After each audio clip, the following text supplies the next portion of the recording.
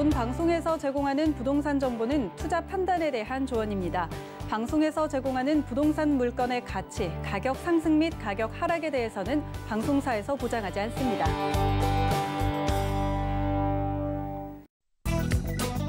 헤드라인 뉴스입니다. 문 대통령은 지난 11일 신년사에서 주거 안정을 위해 필요한 대책 마련을 주저하지 않겠으며 특별히 공급 확대에 역점을 두고 빠르게 효과를 볼 수 있는 다양한 주택 공급 방안을 신속히 마련하겠다고 말했습니다. 또한 문 대통령은 주거 문제의 어려움으로 낙심이 큰 국민께 매우 송구한 마음이라며 사과하기도 했습니다. 다음 달 13일부터 공인중개사가 주택 매매 시 세입자의 계약갱신권 행사 여부를 반드시 명시해야 합니다. 또 민간 등록 임대주택의 임대차 계약을 중개할 경우에는 임대 의무기간과 임대 개시일 등 상세한 정보를 임차인에게 제공해야 합니다. 국토부는 이 같은 내용을 담은 공인중개사법 시행규칙 개정안이 12일 개정 공포된다고 밝혔습니다. 직방은 2020년 전국 주택매매거래 총액이 360조 8천억 원을 기록해 2019년에 비해 110조 원 이상 증가하면서 역대 처음으로 300조 원을 돌파했다고 지난 11일 밝혔습니다. 주택 유형별로 아파트 매매 거래 총액이 282조 2천억 원으로 압도적으로 많았고 단독 다가구 주택은 43조 2천억 원, 연립 다세대 주택이 35조 4천억 원으로 뒤를 이었습니다.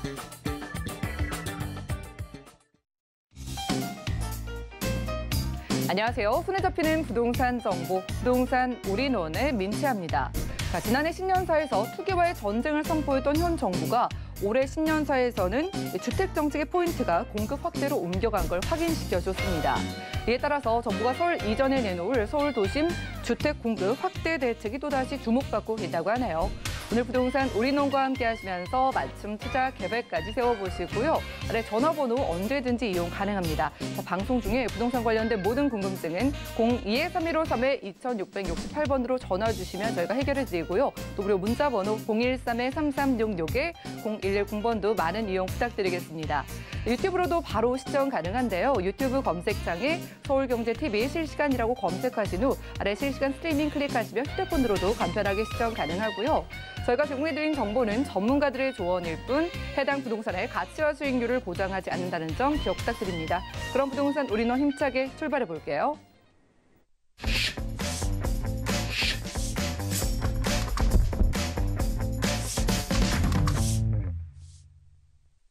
자, 부동산 올인원 이번 순서는 강남 부동산 투자의 길잡이 박영수 소장님 모시겠습니다. 어서 오시죠. 네, 안녕하세요. 네, 반갑습니다. 저희 소장님과 강의 시간마다 부동산 시장의 기초 정보부터 흐름까지 좀 낱낱이 좀 공부를 해오고 있는데요. 오늘은 그린벨트를 알아보겠습니다. 부동산과 그린벨트 어떤 관련성이 있을지 이슈 진단 확인해 보시죠. 네, 대통령의 신년사를 통해서 이제 주택 공급에 이제 방점이 찍혔고요. 공급을 어떻게 할 거냐라는 부분이 이제 문제점으로 대두가 됐습니다.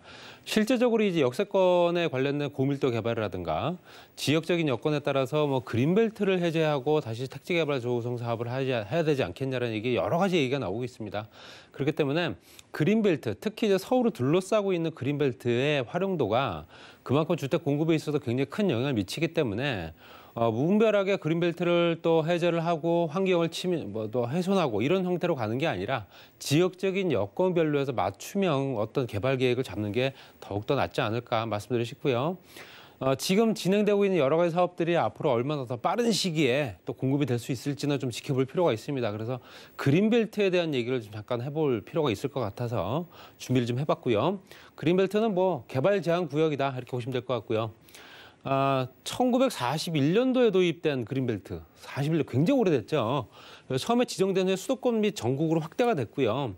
그리고 이제 산업화 진행으로 서울 및 주요 도시들이 급속히 팽창되면서 실제로 주거 환경, 교통 문제 뭐 이런 것들이 계속 지속 문제가 생길 수밖에 없죠. 인구들이 계속 몰리게 되면. 그래서 기정시가지 무분별 확장을 방지하기 위해서 녹지와 환경 공간을 만들기 위한 또 그렇게 위해서 만들어 놓은 벨트가 그린벨트다 보시면 될 것 같고요. 그렇지만 재산권 침해가 이제 개인들이 갖고 있는 토지들도 많기 때문에 재산권 침해에 대한 민원이 계속 지속될 수밖에 없었다.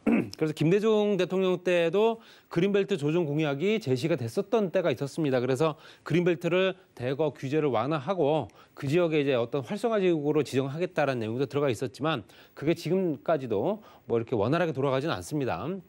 말씀드린 대로 그린벨트 지정의 해제 역사 보시게 되면 71년도부터 지정돼서요. 그린벨트 첫 도입이 이제 실제로 영구 녹색지대라고 해서 지정이 됐습니다. 서울 세종로 사거리 인근으로요. 그리고 이제 박정희 대통령 때 이제 만들어진 그린벨트인데요. 그래서 72년도에는 수도권 개발 제한 구역을 확대를 해서 전국의 14개 권역에 약 5,397평방킬로미터, 엄청난 면적이죠. 이 면적을 전국 토의 5.4% 정도 되는 면적을 현재 72년도 당시에는 수도권 개발 제한 구역과 특히 이제 전국적으로 14개 권역에 대해서 확대를 시켰다 보시면 될 것 같고요. 그 다음이 이제 노태우 대통령 때죠. 노태우 대통령 때 89년도에 이 그린벨트를 해제를 합니다. 그래서 일기 신도시를 건설하죠.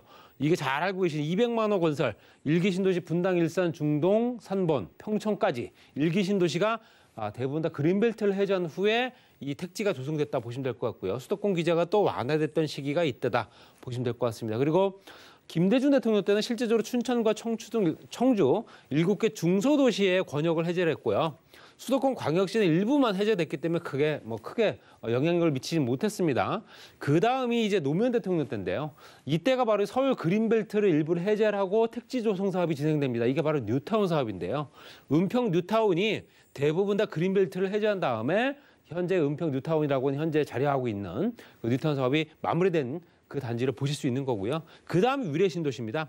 위례신도시가 송파와 현재 경기도 성남 이렇게 여러 가지 권역이 같이 어우러진 지역이다 보니까 이 지역의 그린벨트를 해제하고 현재 2기 신도시를 조성을 했다 보시면 될 것 같고요. 그다음에 이제 이명박 대통령 때는 이제 그린벨트를 강남 지역에 있는 그린벨트를 해제합니다. 이게 바로 이제 보금자리 주택지구라고 하는 건데요. 보금자리 주택지구는 강남 3곡, 자곡, 서초구, 우면 4곡 등에 실제적으로 그린벨트를 해제를 해서 환경 기준까지 완화를 했었습니다. 그래서 지금 현재 그 지역을 가서 보시게 되면 민간 아파트뿐만 아니라 현재 그 공영 아파트, 공공임대주 주택들이 굉장히 많은 거 보실 수 있고요. 그 주변으로 또 전철역도 들어선 걸 보실 수 있습니다. 그렇기 때문에 강남 지역의 그린벨트 해제가 된 후에 이제 보금자리 지구 같은 경우는 어느 정도 자리를 잡아가고 있다 보시면 될 것 같고요. 그 다음에 이제 박근혜 대통령이죠. 그린벨트 해제 권한을 실제적으로 지자체 권한으로 이양을 했습니다. 그래서 30만 평방미터 이하인 경우에는 지자체 단체장이 알아서 해라라고 하는 부분까지 현재 들어가 있는 부분이기 때문에 실제적으로 지자체 단체장이 30만 평방미터 이하의 어떤 그 중소규모 개발 사업을 진행시키기 위해서 어떤 권한이 생기긴 했지만 그렇다고 해서 그게 무분별하게 개발되지는 않았다라고 말씀드리고 싶고요. 이때 나온 얘기가 뉴스테이입니다. 뉴스테이가 현재 중산층을 위한 임대주택이죠. 현재는 유명무실해졌지만 중산층을 위해서 임대료가 좀 높긴 해도 조금 어떤 여유 자금도 있고 현재 월 수입이 어느 정도는 보장된 사람들한테 현재 임대를 놓는 뉴스테이 사업이 현재 진행되기 위해서 그린벨트가 또 현재 해제됐던 기억도 있고요. 이번 정권에서는 실제적으로 수도권 일부 해제, 이게 바로 3기 신도시가 들어간 지역이죠. 수도권 지역에 현재 택지 개발 사업을 진행된다고 해서 발표된 내용들, 남양주부터 하남, 그다음에 현재 과천 일대라든가 이런 지역들이 대부분 다 그린벨트입니다. 그린벨트를 해제한 후에 3기 신도시가 조성된다 보시면 될 것 같고요. 그린벨트 지정과 해제, 이게 면적을 보게 되면 말씀드린 대로 당초 지정된 면적은 5,397평방킬로미터였는데요. 2000년도부터 17년 동안 해제된 면적이 1,556평방킬로미터, 상당 부분 많이 해제가 됐고요. 현재 남아있는 부분은 3,480평방킬로미터 정도 남아 있습니다. 대도시권에 이제 거의 대부분 편중돼 있다 보시면 될 것 같고요. 수도권 지역이 현재 1,405평방킬로미터가 남아 있는 걸 보실 수 있고요. 서울 지역 같은 경우는 지정된 면적이 167평방킬로미터였는데요. 현재 한 17년 동안에 8.8평방킬로미터만 해제가 됐습니다. 서울 지역 굉장히 민감한 사안이기 때문에 현재 고인이 되신 박원순 시장님께서도 그린벨트 해제는 없다라고 얘기했던 부분도 실제로 무분별하게 그린벨트를 해제할 수는 없는 조건이기 때문에 당연히 그렇지 않나 말씀드리고 싶고요. 17.7평방킬로미터네요. 인천이 8.8이고요. 그래서 해제 면적 남아있는 게 150평방킬로미터가 남아있고요. 인천과 경기 나머지도 현재 해제된 부분 외에 나머지 부분이 저만큼 잔여 면적이 있다. 이 면적들을 굉장히 활용도가 높게 정말로 그 지역의 특성에 맞게 무분별한 계획이 아니라 정말로 지역적인 어떤 개발 계획을 잘 잡게 되면 환경도 그대로 조정이 되면서 그 주변에 어느 정도 쾌적한 택지 공간이 만들어지지 않을까 말씀드리고 싶고요. 도시용지 공급을 위해서 필요한 겁니다. 당연히 도시용지 공급을 해야 되고요. 당연히 그 지역의 국책사업과 지역 현안 사업이 될 겁니다. 그리고 최소 해제 가능 면적은 20평방미터 이상 같은 경우 실제적으로 공공주택지구나 공공시설들의 경우에는 예외이긴 하지만 기존 시가지와 연접해야 됩니다. 기존 시가지와 가까이 붙어있는 지역에 그린벨트를 해제해야 그만큼 파급 속도가 크기 때문에 인구 이동 효과가 그만큼 크겠죠. 그 주변으로. 그런 것들을 보기 위해서 20만 평방미터 이상이냐 아니냐 이런 것도 기준 잡고요. 또 해제 결정권자는 말씀드린 대로 30만 평방미터 이하는 지자체 단체장, 그 이상이 되는 것들은 국토교통부 장관이 현재 하게 돼 있습니다. 그래서 여러 가지 여건상 현재 굉장히 민감하고 또 현재 환경적인 부분 굉장히 크게 다뤄야 될 부분이기 때문에 당연히 무분별하게 택지 개발할 수 없는 조건들도 그만큼 당연시될 수밖에 없는 조건이지 않을까 말씀드리고 싶고요. 말씀드린 대로 1기 신도시 노태우 대통령 때죠. 이때 만들어진 현재 실제적인 현재 1기 신도시에 노화돼서 또 어느 정도는 재건축, 리모델링까지 얘기가 나오고 있는 택지 조성사업 지구죠. 분당 일산, 또 평촌 중동 3번 이것들이 다 대부분 다 현재 그린벨트를 해제한 후에 택지 조성 사업이 됐고요. 실제적으로 급등했던 가격 보시게 되면 현재 택지 개발 사업이 진행되기 전보다도 가격이 많이 떨어지는 거 보실 수 있죠. 물론 200만 호라고 하는 앞으로 추가적으로 기댈 수 있는 앞으로 이 정도 공급량이 있기 때문에 실제로 이때까지 기다려서 내가 어느 정도는 현재 그 주택을 내가 구매할 수 있겠구나라는 어떤 기다림이 연속될 수 있는 조건이 되었죠. 왜냐하면 200만 가구라는 엄청난 숫자가 현재 포진하고 있었기 때문에 당연히 가격은 안정될 수밖에 없었고요. 그다음에 실제적으로 42개월 동안 가격은 하락세라는 얘기는 전혀 안정이 됐다라고 말씀드리고 싶고요. 그다음에 이제 외환위기 오면서 다시 한번 또 출렁거리다가 여러 가지 여건상 실제적으로 지금까지 이제 쭉 달려온 시장이다 보시면 될 것 같고요. 2기 신도시 말씀드린 대로 은평구에 있는 뉴타운 사업과 위례 신도시 두 가지가 대부분 다 택지 개발 사업을 위해서 그린벨트를 해제했다 보시면 될 것 같습니다. 그래서 실제로 은평 뉴타운 같은 경우는 14,000가구 정도 조성 사업이고요. 그다음에 위례 신도시 같은 경우는 보다 더 범위가 큽니다. 42,000가구 정도로 조성을 하고 있다. 지금 현재도 조성 사업이 마무리 단계에 들어가 있지만 현재 완공이 되지 않은 지역들도 많습니다. 전체적으로 다 완공이 되기 위해서 시간이 그만큼 필요하겠죠. 여러 가지 하남시라든가 성남과 현재 송파까지 연결된 세 지역이 연동된 택지 개발 사업지구다 보시면 될 것 같습니다. 그래서 실제적으로 이제 이렇게 그린벨트를 해제를 한 후에 택지 개발 사업을 했다. 서울에서도 이렇게 말씀드리고 싶고요.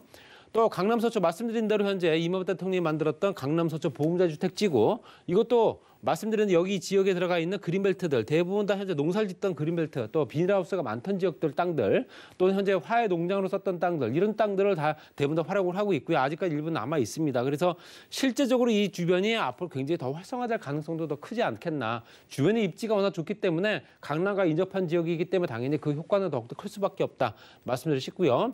3기 신도시가 이제 이번에 발표된 내용이죠. 말씀드린 대로 인천 계양이라든가 부천 대장, 그다음에 고양 창릉, 현재 과천의 과천지구, 그다음에 하남 교산, 남양주 왕숙지구 이 부분이 대부분 다 그린벨트를 현재 해제하고 현재 이 지역의 택지 개발 조성 사업을 진행시킵니다. 그래서 그린벨트 해제를 다시 또 추가적으로 더 하자. 더해서 현재 실제로 지을 수 있는 입지 여건이 좋은 지역에 서울 인구를 분산시키고 서울 집값을 잡기 위한 조건으로 그린벨트를 해제해서 택지 개발 사업이 진행된다면 향후에는 집값이 어느 정도 안정되지 않겠냐. 당장은 아니더라도 이런 형태를 볼 수 있기 때문에 추가적인 그린벨트 해제 주장은 계속 나올 수밖에 없다라고 말씀드리고 싶고요. 전국에 있는 그린벨트 현재 분포를 보시게 되면 실제적으로 말씀드린 7개 대도시권에 3,840평방 킬로미터가 남아 있습니다. 그래서 수도권 지역을 보시게 되면 서울을 둘러싼 지역들 보시면 대부분 다 녹색이죠. 그래서 과천, 성남부터 하남, 구리, 남양주, 의정부, 고양, 부천, 시흥, 광명, 안영 일대까지 전부 다 그린벨트가 굉장히 많이 포진하고 있기 때문에 현재 수도권 지역에 현재 이 지역의 이 토지들을 해서 실제적으로 어느 정도는 그린벨트 해제 효과를 볼 수 있지 않을까 조심스럽게 말씀드릴 수 있고요. 서울 지역 중에서도 서울 지역에 그러면 그린벨트가 가장 많이 분포한 지역은 어디냐? 제가 지난번에 말씀드렸지만 서초구입니다. 서초구가 23.89평방킬로미터 보시게 되면 굉장히 많은 면적을 자랑하죠. 그다음에 이제 강서 지역이 18.92제곱미터, 그리고 강남 지역이 6.09제곱미터. 이렇게 현재 서초도와 강남 지역에도 굉장히 많은 토지들이 현재 주변에 널려져 있습니다. 그렇지만 함부로 손을 댈 수가 없는 지역들이죠. 그렇기 때문에 여러 가지 여건상 그 지역의 흐름이라든가 또 지역적인 여건, 지역적인 개발의 방향 이런 것들이 또 국가 정책적인 부분까지 같이 연동이 되면서 현재 추가적인 공급 방안 이런 것들이 향후에 이번 대통령이 아닌 다음 정권에서도 연동이 되면서 추가적으로 공급이 되고 공급에 관련된 안정화 추세를 계속 이뤄나가길 기대하는 이해하는 마음으로 이런 자료를 준비했습니다. 네, 지금까지 이슈 진단 시간 함께했습니다. 오늘은 그린벨트와 부동산의 상관성을 좀 알아보고 왔는데요. 자, 지금 환경을 지키기 위해서 지정해 놓은 그린벨트의 해제가 주택 공급 문제를 좀 해소하기 위한 방안으로 주목받고 있습니다. 하지만 이로 인해서 환경 문제도 커질 수가 있고 집값 상승을 부추기는 촉매제 역할을 할 수도 있는 만큼 현명한 판단이 필요해 보이네요. 자, 저희 정보체크 시간에 여러분을 위한 투자 지역을 소개해드리고 있죠. 첫 번째 지역 확인해 보시죠. 자, 부동산 정보체크 소장님과 첫 번째로 가볼 곳 보시죠. 서울시 서초구 서초동인데요. 3호선 신분당선 함께 지나는 양지역 부근에서 오늘 상가 찾아보겠습니다. 자, 상가의 시세는 약 3억 1,600만 원에서 4억 5,600만 원 내다보고 있네요. 자, 오늘은 강남의 위치 좋은 곳에서 상가를 찾아보겠습니다. 자, 상가를 서초구 서초동에서 찾아주신 이유 어떤 게 있을까요? 부동산은 입지가 전부라고 다시 말씀드릴 수 있고요. 실제로 전철역에서 1분 채 걸리지 않는 W역 세권을 이용할 수 있는 조건이고요. 이미 임대차 계약이 완료가 돼 있기 때문에 바로 임차료를 받아보실 수 있는 조건입니다.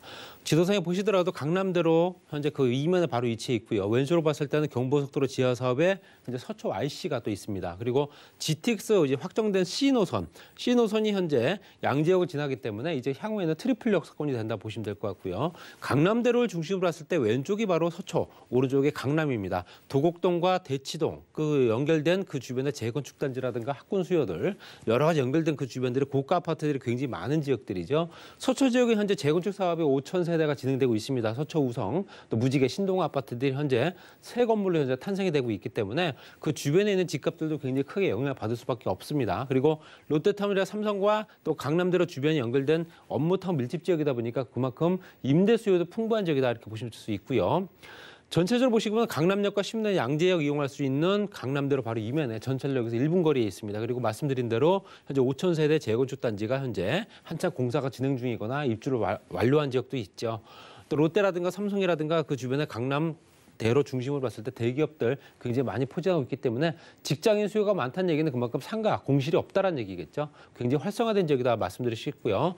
또 강남역과 양재역 주변은 업무시설 밀집 지역과 또 상업시설 밀집 지역이 같이 연동되기 때문에 당연히 이제 걸어서도 이제 이동 가능한 물건입니다. 실제적으로 그 주변에 이제 어떤 사무실 공간으로 쓸 수 있는 직장인들이 그 주변에 또 어떤 상업시설도 이용할 수 있는 조건도 충분하지 않게 말씀드리고 싶고요. 강남역 권역과 고속버스 터미널, 양재 권역까지 같이 연결된 지역이다 보니까 권역별로도 굉장히 크게 인프라 구축이 잘 되는 지역이다 보시고요. 양재역세권 지구단위 계획구역 안에 들어가 있기 때문에 1차부터 현재 4차까지 연결됩니다.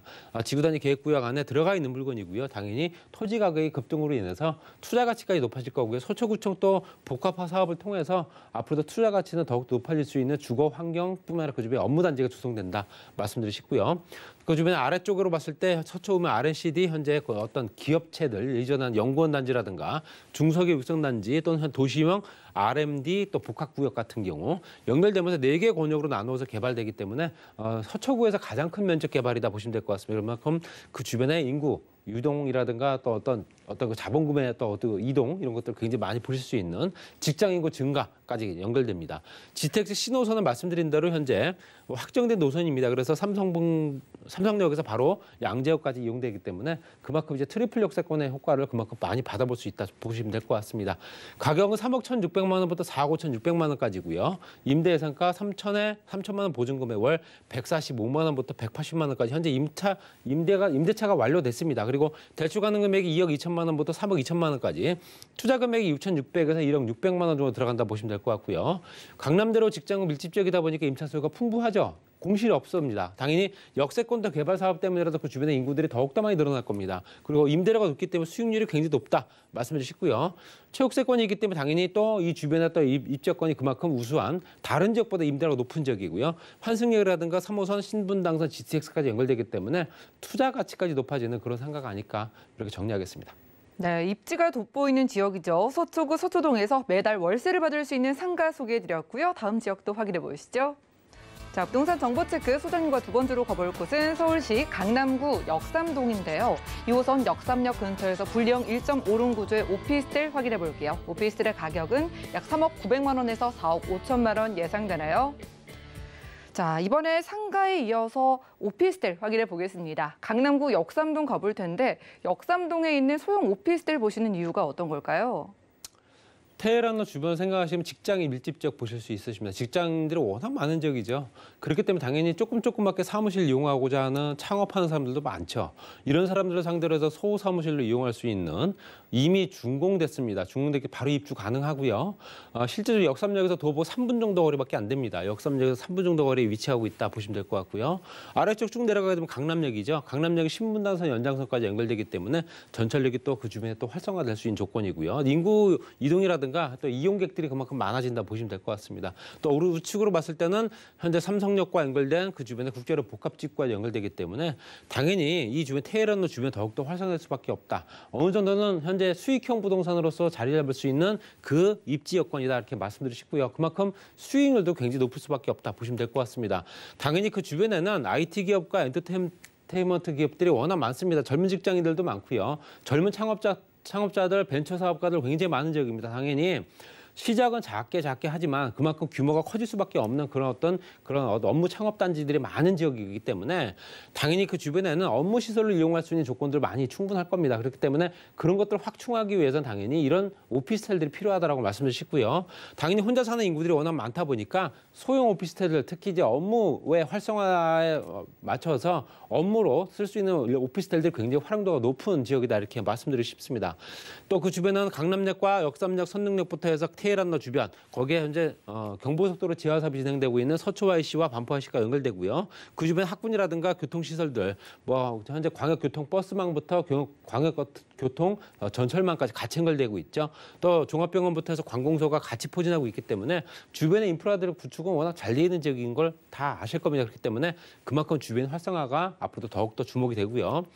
오피스텔이 가격이 오르는 것도 실제적으로 이 지역밖에 없다라고 말씀드리고 싶습니다. 그래서 주변에 있는 인근에 있는 비슷한 단지의 오피스텔을 보시게 되면 시세를 보시게 되면 가격이 계속 오르고 있습니다. 전체적으로 오르고 있고요. 한 번도 떨어진 적이 없습니다. 여러 가지 여건상 떨어지진 않되 계속 유지가 되고 그 후에 가격이 오르고 이런 형태로 간다. 그렇기 때문에 투자 가치는 높아지지 않을까 말씀드리고요. 또 아래쪽에 현재 르네상스 호텔이 이제 복합 사업지구로 지정되면서 그 주변에 업무와 숙박 시설이 같이 만들어집니다.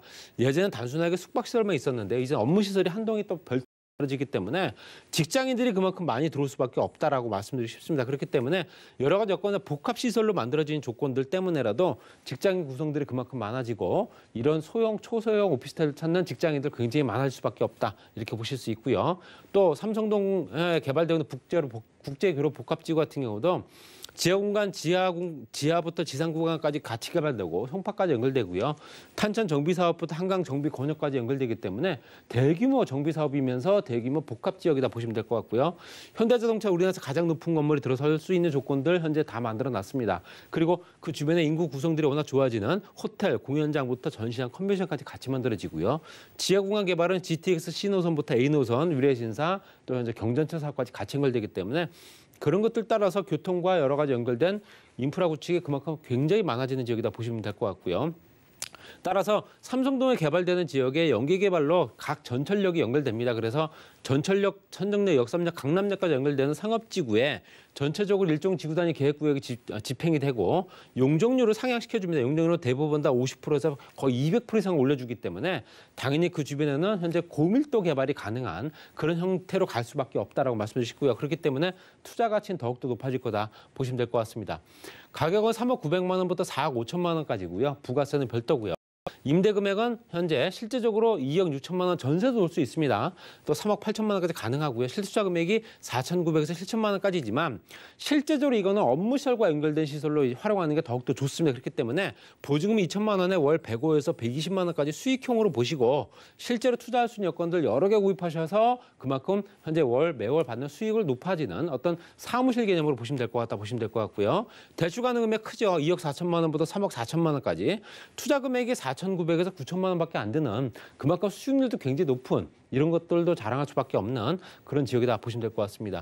테헤란로 직장 밀집 지역이 임차 수요가 풍부할 수밖에 없기 때문에 당연히 공실은 없습니다. 또 높은 수익률로 노후 생활 보장될 수 있는 굉장히 수익형 부동산으로 크게 자리할 수 있다 보시고요. 토지 가격이 또 급등하기 때문에 강남 지역의 특성상 또 시세차까지 발생할 수 있는 여건을 보시게 되면 일거양득의 일석이조의 그런 어떤 오피스텔이지 않을까 그렇게 정리하겠습니다.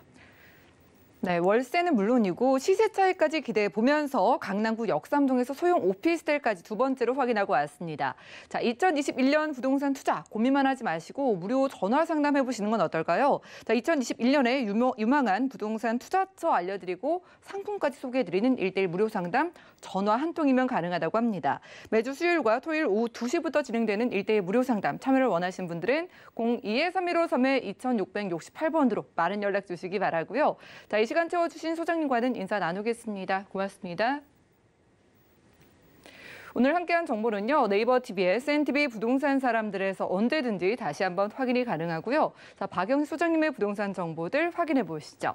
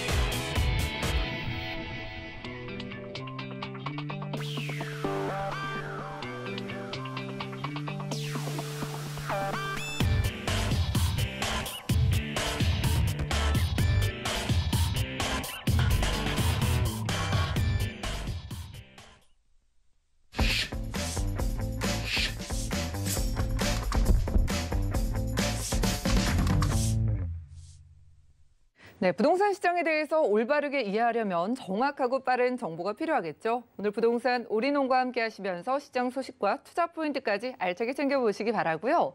자, 이번 수는 부동산 길잡이 김우재 이사님 모시고 함께합니다. 어서 오시죠. 네, 안녕하세요. 네, 반갑습니다. 자, 저희 시청자분들 많으신데 각각의 케이스가 다 다르니까 전략도 다르게 세워봐야 될 걸로 보여요. 자, 오늘은 김우재 이사님께서 무주택자분들부터 다주택자분들까지 보유한 주택 수에 따른 2021년 부동산 투자 대응 전략을 세워주신다고 합니다. 바로 확인해 보시죠. 네, 특히 이제 2020년 같은 경우에 정말 많은 정책이 나왔습니다. 그로 인해서 어떤 부동산의 큰 흐름이 바뀌었다고 볼 수가 있겠는데요. 가장 큰 이유는 바로 이제 전세 시장이 바로 이제 장기 2년 플러스 2년 해갖고 4년으로 늘어나면서 기존의 어떤 그 전세 매물이 바로 없어지는 효과, 그런 효과로 인해서 전세 매물이 잠김 효과로 인해서 그런 내용이 전국으로 확대되는 모습을 볼 수가 있었습니다. 그래서 이번 시간에는 지금 전세가 왜 줄어들고 있는지 그런 내용을 한번 살펴보시면서 올해 전략 세워보도록 하겠습니다.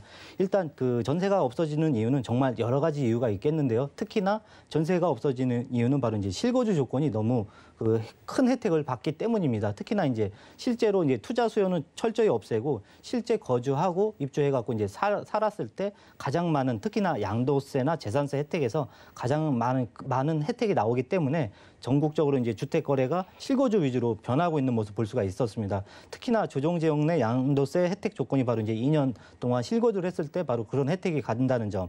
그다음에 일시적으로 집을 이사하는 경우가 있습니다. 특히 일시적으로 1가구 2주택일 때 특히 이사하기 전에는 특히나 이제 1년 이내에 이사를 하지 않으면 어떤 세금 혜택을 받을 수 없다는 점.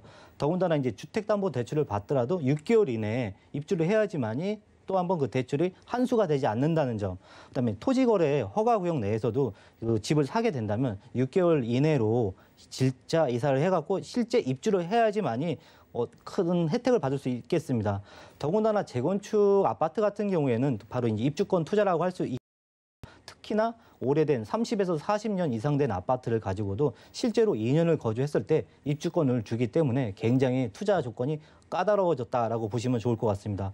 더군다나 최근에 그 부동산 정책, 특히 세금 정책에서 실제 2년을 살고 그 이상을 살았을 때 장기 보유 특별 공제라는 항목이 있는데요. 특히나 뭐 거주 조건과 보유 조건이 이제 나눠지면서 실제로 거주했을 때 가장 큰 어떤 세금 혜택을 받을 수 있기 때문에 더욱더 실거주 조건이 강화되고 있고 오히려 이제 임대 물건이 없어지고 있다라고 보시면 좋을 것 같습니다. 이로 인해서 전체적인 임대주택이 없어진다는 점, 무엇보다 이제 작년에 이제 6.17과 7.10 대책을 통해서 정말로 많은 부동산의 패러다임이 크게 변신한 모습을 볼 수가 있겠는데요. 이 내용은 바로 이제 표로 한번 확인해 보실 수가 있겠습니다.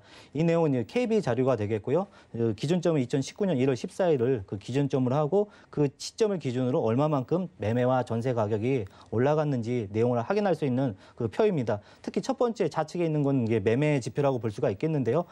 절묘하게 제가 선을 만들어 놨는데 바로 첫 번째 선이 이제 6.17이고요. 두 번째가 바로 7.10입니다. 그래서 이 날짜를 기준으로 매매 가격이 이제 우상향하는 모습 볼 수가 있겠습니다. 그래서 현재 이 우상향하는 모습은 바로 이제 정책적인 측면이 굉장히 강하다라고 보시면 좋겠고요. 또한 전세 또한 마찬가지입니다. 또 특히나 6.17과 7.10 대책을 기점을 이때를 기준으로 해서 점차적으로 계속적으로 올라가는 모습. 더군다나 서울, 수도권, 이제 전국 특히 이제 울산까지도 이런 모습이 확장되는 모습을 살펴볼 수가 있기 때문에 전국적으로 이런 모습이 다 나타났고 다시 이제 상승의 출발점이 바로 다시 한번 서울이다라고 정리해 보시면 좋겠습니다.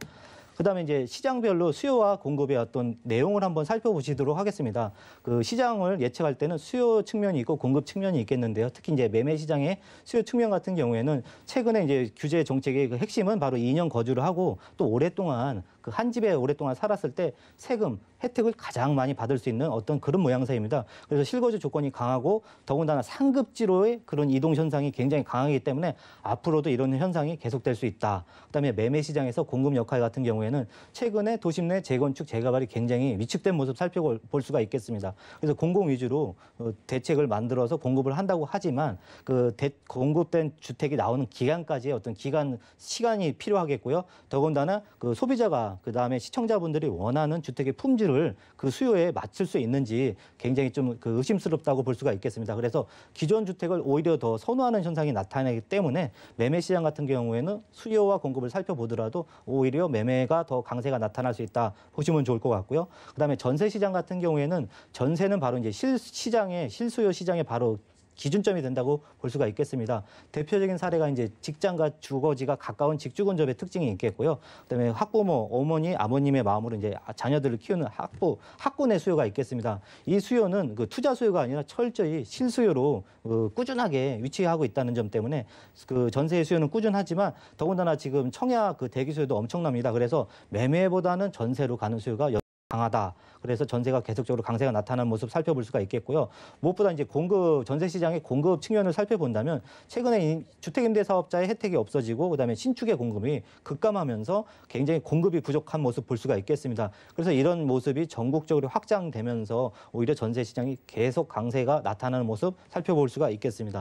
자, 이제 정리를 해보겠습니다. 정말로 작년에 머리 아플 정도로 많은 규제와 조치가 나왔습니다. 하지만 그 핵심은 바로 이제 실거주 조건을 채웠을 때 혜택을 가져갈 수 있는 거고요. 그러기 때문에 여러 개 주택을 갖는 것보다 정말 똘똘하고 나한테 이득이 될 수 있는 주택을 선택하는 그런 필요성이 그 어느 해보다 중요하다고 생각이 듭니다. 그래서 이제 주택 포지션에 따라서 주택에 가지는 전략을 다르게 할 필요가 있겠는데요. 특히 이제 집이 없는 경우에는 최근에 그 사상 유례 없는 유동성으로 인해서 지금 주식도 뭐 지수가 3,000이 넘어간 모습 볼 수가 있겠고요. 그다음에 부동산과 금 가격도 다 올라가는 모습 볼 수가 있겠습니다. 그래서 지속적인 유동성 공급 때문에 화폐 가치가 지속적으로 급격하게 하락하는 모습 때문에 1주택을 그 무주택보다 보유할 수 있으면 보유하는 게 인플레 해지 차원에서 굉장히 유리하다고 생각이 들겠고요. 그다음에 집을 하나 가진 분들 같은 경우에는 오히려 상급지로 이동하는 그런 목표를 가지고 꾸준하게 탐색을 걸쳐서 좋은 지역으로 이동하는 모습이 중요하다고 생각이 듭니다. 그래서 일시적으로 2주택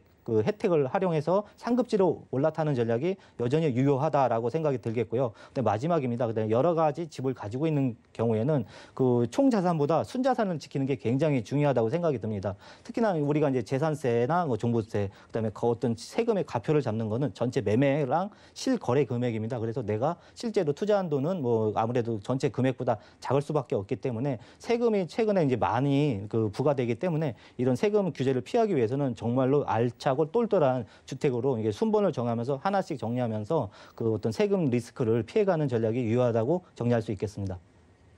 네, 이슈 진단 시간 함께했습니다. 맞아요. 정말 그 전세 매물이 씨가 마르고 있다는 표현을 많이 쓰시는데 실제로 이 부동산 대책이 시장의 가격 상승을 부추기고 수요를 좀 부추기는 상황인데요. 자, 이사님 말씀대로 지금 시청자분들 중에 무주택자분들은 1주택을 목표로 해보시고 다주택자분들은 지금 상황에서는 주택 수를 좀 줄여보는 것도 재테크의 한 방법이 될 수 있을 것으로 보입니다. 자, 이어지는 정보 체크 시간에 똘똘한 한 채 좀 만나볼 수 있을 것 같은데 바로 가보시죠. 부동산 정보체크 김우재 이사님과 첫 번째로 가볼 곳은 서울시 영등포구 양평동 4가인데요. 9호선 선유도역 근처에서 투룸구조의 다세대 주택 확인해 보겠습니다. 자, 가격은 약 3억 6천만 원에서 3억 7천만 원 예상되나요?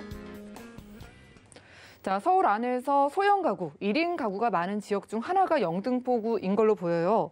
자, 영등포구 안에서 양평동 4가면은 그 금융의 메카라고 하는 여의도와 얼마나 가까울까요? 네, 바로 이제 여의도 지하철로 한 개에서 두 개 정도밖에 되지 않는 아주 초역세권에 위치하고 있는 지역이라고 볼 수가 있겠습니다. 이곳 입지를 설명드리자고 하면 그 서울에는 3도심이 있는데 사실 한양, 도성, 그다음에 영등포, 강남으로 이렇게 시대적인 변화를 거치면서 이 세 개 지역이 집중적으로 그 발전하고 개발된 모습을 볼 수가 있겠는데요. 특히나 이제 서울에서는 지역별 균형을 맞추기 위해서 특히 이제 서남권의 핵심인 바로 영등포구를 3도심으로 지정해갖고 2014년부터 지속적으로 지금 이곳이 개발되고 정비가 되는 모습 살펴볼 수가 있겠습니다. 무엇보다 이곳 같은 경우에는 그 강남과 마포구에 이어서 영등포구가 1인 가구와 2인 가구 비중이 굉장히 세 번째 높은 지역이라고 볼 수가 있겠습니다. 그로 인해서 이제 고소득 전문지역의 임차 수요가 굉장히 많기도 합니다.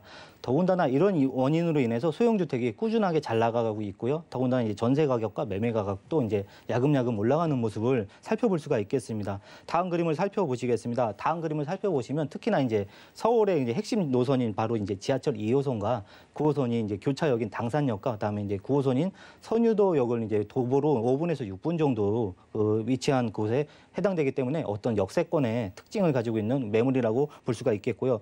무엇보다 이제 지도를 잘 살펴보시면 이제 안양천이 있고요. 그다음에 이제 한강공원이 있습니다. 그래서 이곳을 도보로 10분 이내로 접근이 가능하기 때문에 어떤 공세권의 역할을 대신하기 때문에 이곳이 굉장히 주거 만족도가 높은 지역이라고 정리할 수가 있겠습니다. 다음은 이곳 같은 경우에는 특히나 이제 대형마트도 굉장히 많은 형태의 대형마트가 있을 뿐만 아니라 우리나라의 그 3대 백화점이 다 이곳에 포진되어 있는 모습을 볼 수가 있겠습니다. 그래서 몰세권 특징도 가지고 있기 때문에 어떤 역세권, 뭐 공세권, 몰세권 정말 다양한 특징이 함축되어 있는 곳이라고 볼 수가 있겠습니다. 무엇보다 이곳은 영등포 뉴타운과 양평동 일대 재건축과 재개발 아파트를 그 공급을 통해서 점차적으로 이게 신도심의 어떤 변모하는 모습을 볼 수 있다라고 보시면 좋을 것 같습니다.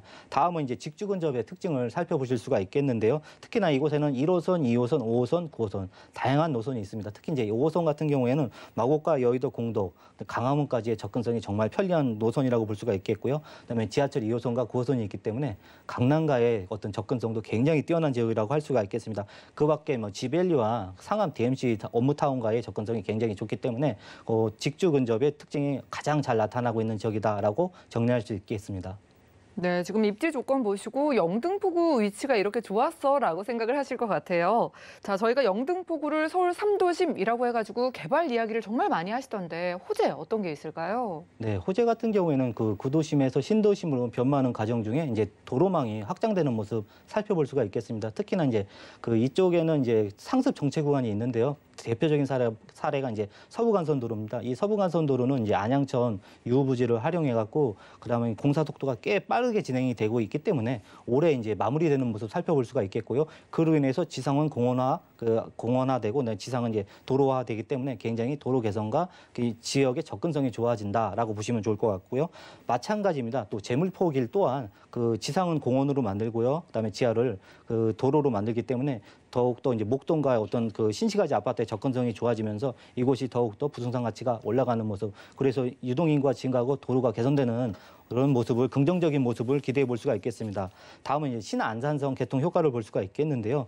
기존의 노선이 너무나도 오랜 시간이 걸렸습니다. 그래서 그런 그 어떤 이동거리 시간을 획기적으로 단축을 해주기 때문에 벌써부터 개발 효과에 어떤 그런 모습을 보이고 있습니다. 특히나 이곳과 신안산선과 연결된 지역은 부동산 가치가 많은 재평가가 이루어진 모습 살펴볼 수가 있겠고요. 그다음에 볼 수 있는 그 호재거리는 그 GTX 비노선과 신림선 개통 신설 노선을 볼 수가 있겠습니다. 이곳 같은 경우에는 기존의 어떤 교통의 소외 지역이라고 볼 수가 있겠는데요. 특히 이제 송도에서 그 남양주까지 연결되는 GTX 비노선, 그다음에 이제 서울대까지부터 시작해서 이제 은평구 신사동까지 연결되는 세전력의 신림선 또한 그 기존의 어떤 교통망이 버스 위주로 되어 있었기 때문에 교통망이 아주 큰 호재가 될 수 있다라고 보시면 좋을 것 같습니다. 다음은 이제 그 여의도의 초고층 건물이 특히나 이제 업무와 상업 시설이 등장을 하면서 이곳에 어떤 그 대규모 일자리가 만들어지면서 지역 경제가 굉장히 좋아질 수 있다라는 점을 굉장히 큰 호재로 볼 수가 있겠고요. 무엇보다 이곳의 가장 큰 마지막 호재는 바로 이제 지리적인 입지입니다. 좌측에는 목동 신시가지 아파트가 있겠고요. 우측에는 용산 국제업무지구에 어떤 개발되는 초입의 모습을 볼 수가 있겠습니다. 무엇보다 이제 고소득 전문층이 몰려 있는 여의도에 바로 인접 지역에 해당되기 때문에 이런 세 개의 지역이 개발이 되면 될수록 그런 개발의 효과는 바로 직접적으로 이제 그 수혜받는 지역이다라고 정리할 수 있겠습니다. 네, 입지가 곧 호재가 되는 모습이네요. 용산과 함께 바로 근처에 여의도의 호재까지 받아볼 수 있습니다. 더 여의도의 직장인들도 우리가 모두 흡수를 하고 영등포구가 서울에서 뭐 세 번째로 1, 2인 가구가 많다고 하니까 수요까지 기대해 보면서 9호선 따라서 만나본다면 투룸 주택 얼마 정도일까요? 네, 시세는 3억 6천에서 3억 7천만 원의 시세를 이루고 있습니다. 그다음에 최근에 전세가 올라서 3억 3천에서 3억 4천만 원의 전세 가격을 이루고 있겠고요. 그다음에 실제 필요한 금액은 전세 안고 투자를 할 때는 2천에서 3천만 원의 금액이 필요하겠습니다. 그다음에 이제 월세를 진행한다고 다면 그 현재 월세 그 시세는 보증금 3천만 원에 약 한 130만 원 정도를 예상할 수 있기 때문에 실제 필요한 금액은 1억 8천에서 1억 9천만 원의 금액이 필요하겠습니다. 네, 전세가가 많이 올라서 지금 실투자 금액 2천만 원부터 영등포구의 투룸을 만나볼 수 있다고 합니다. 많은 연락 주시고요. 자, 지금 관심 많으실 텐데 투자 포인트 좀 짚어주시죠. 아무래도 최근에 전략이 이게 상급지, 중심지역, 업무 중심지, 주거 중심지로 몰리는 경향이 있습니다. 그래서 올해 2021년도에도 바로 이제 중심지에 해당되는 그 특히 3도시지에 해당되는 소형 주택, 소액 투자가 가능한 이곳에 집중해 보셨으면 좋겠습니다.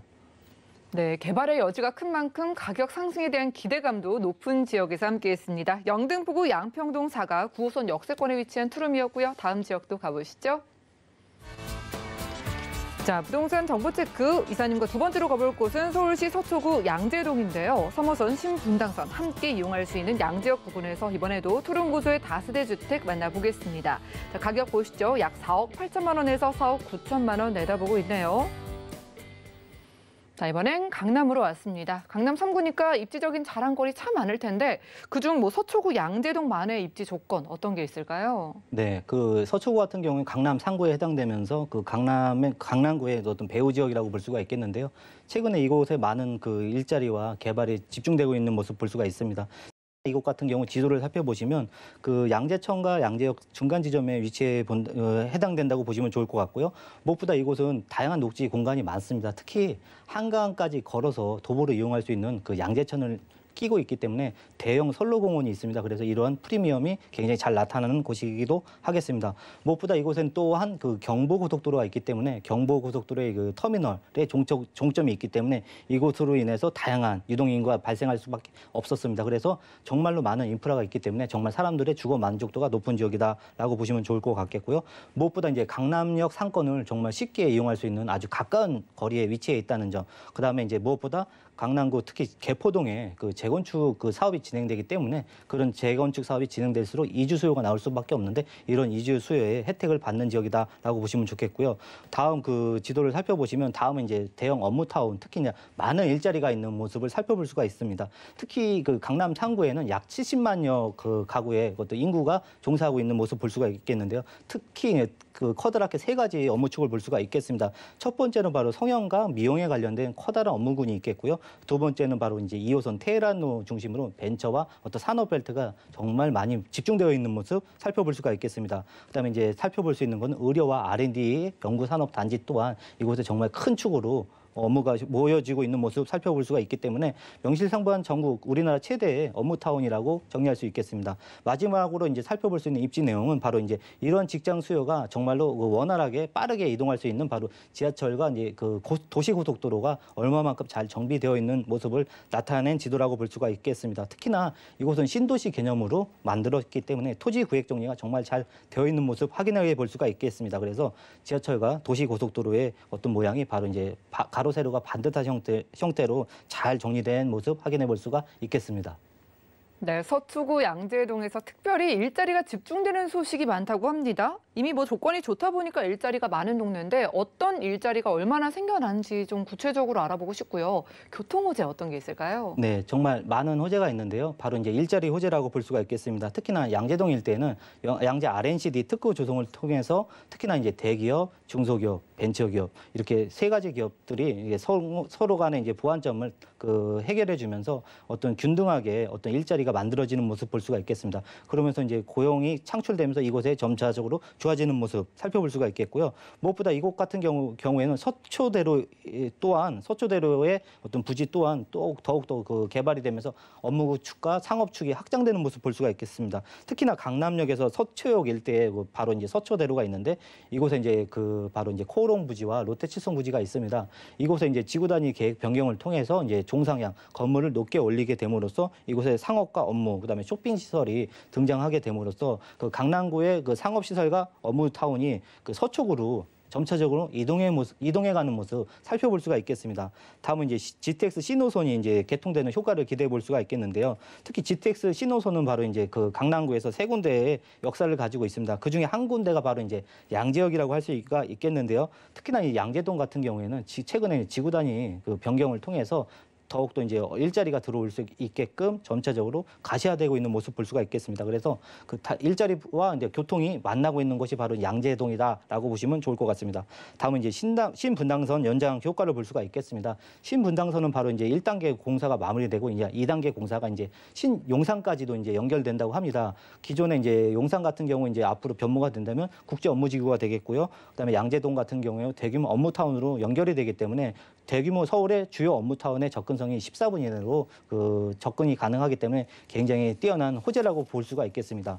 다음은 이제 경부고속도로의 지하화 사업을 볼 수가 있겠는데요. 어떻게 보면 서초구의 수건 사업이라고 볼 수가 있겠습니다. 이곳 같은 경우에는 어떤 단절의 효과도 있지만 이 단절의 효과로 인해서 이곳이 굉장히 개발이 좀 더디는 효과가 있었는데요. 바로 이곳을 바로 이제 상습 정체 구간을 지하로 내리는 공사를 하고 그 지상으로는 바로 이제 공원과 상업시설 또는 아파트까지 이게 공급을 함으로써 서초구 일대가 더욱 좋아지는 모습 기대해 볼 수가 있겠습니다. 그다음에 마지막으로 이제 볼 수 있는 것은 이제 양재동뿐만 아니라 옥면동 또한 R&D 단지가 이제 만들어짐으로써 이 양재동 일대가 더욱더 큰 업무 단지로 변모하고 있다라고 보시면 좋을 것 같습니다. 와, 정말 욕심을 낼 수밖에 없는 큼직한 개발 호재들이었습니다. 첨단 일자리가 이렇게 많이 생기고요. GTX 신호선이 직접 관통하는 데다가 신분당선 연장 소식까지 있었거든요.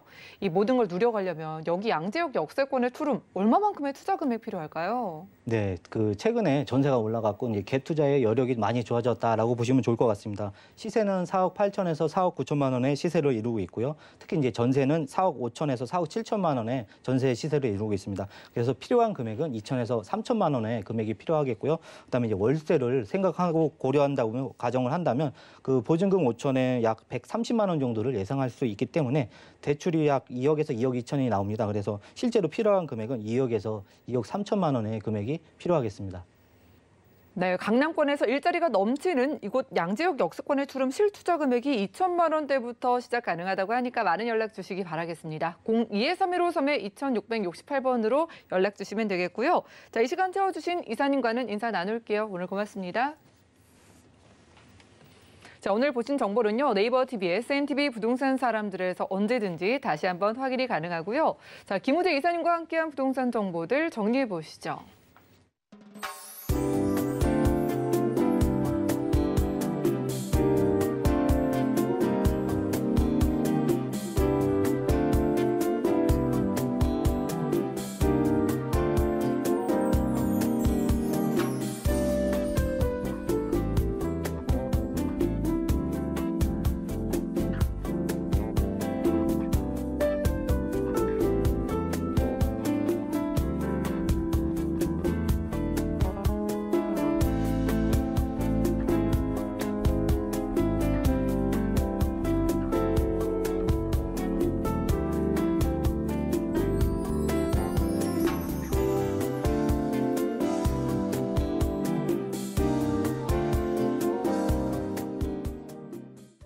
저희 방송에서 여러분들께 제공해드린 정보는 전문가들의 조언일 뿐 해당 부동산의 가치와 수익률을 보장하지 않는다는 점 기억 부탁드리고요. 오늘 보신 방송은 서울경제TV 홈페이지 그리고 네이버TV의 센TV 부동산 사람들 들어오시면 언제든지 다시 한번 확인 가능합니다.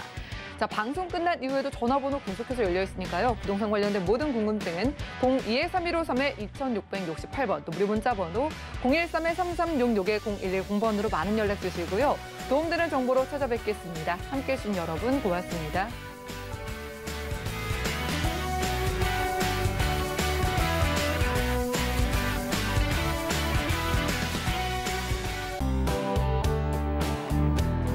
본 방송에서 제공하는 부동산 정보는 투자 판단에 대한 조언입니다. 방송에서 제공하는 부동산 물건의 가치, 가격 상승 및 가격 하락에 대해서는 방송사에서 보장하지 않습니다.